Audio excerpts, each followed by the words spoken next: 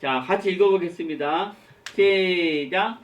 중국 사람들의 가장 큰 오해가 무엇인가에 대해서 같이 나누겠습니다.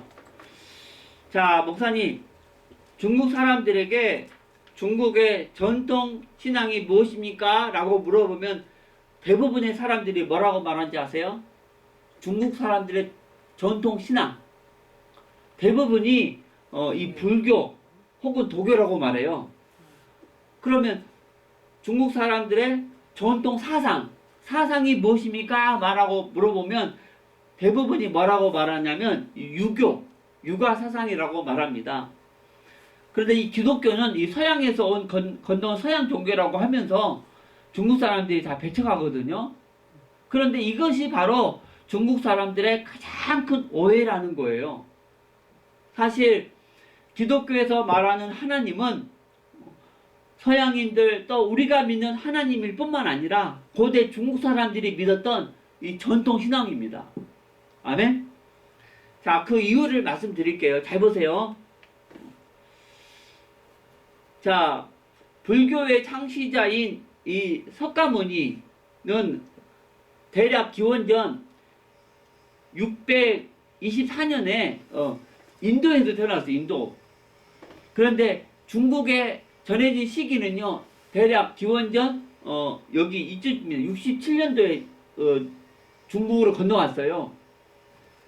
그리고 도교의 창시자인 이 노자도 대략 기원전 604년에 중국에서 시작됐고, 유교의 창시자인 이 공자도 기원전 551년에 중국에서 시작됐습니다. 그런데 석가모니, 노자, 공자 이 세 사람은 태어난 장소는 다르지만 모두 같은 시대에 태어났거든요.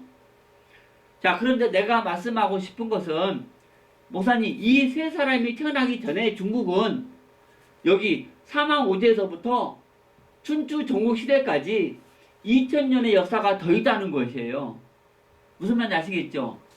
그래서 이 세 사람이 태어나기 전인 요 2000년 안에 고대 중국 사람들이 가졌던 그 신앙이 전통 신앙이고, 고대 중국 사람들이 가졌던 사상이 전통 사상이라고 해야 맞습니다.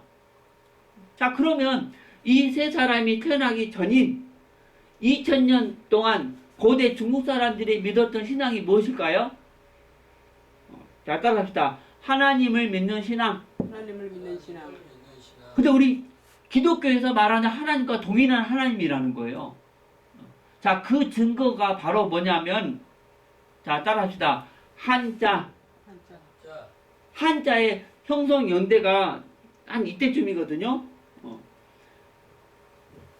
그런데 이 한자 속에 고대 중국 사람들이 하나님을 믿었다는 사상이 그 증거가 들어있어요.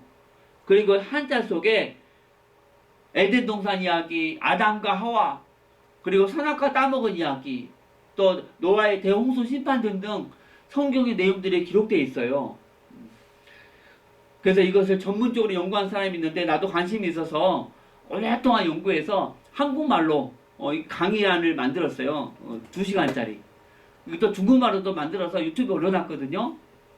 여러분 관심 있으시면 유튜브 검색란에서 중국 한자와 성경을 치면 제가 강의한 내용도 나오고 우리 김명근 교수님이 강의한 내용도 나옵니다. 한자 속에 성경의 내용들이 다 들어가 있다는 거예요.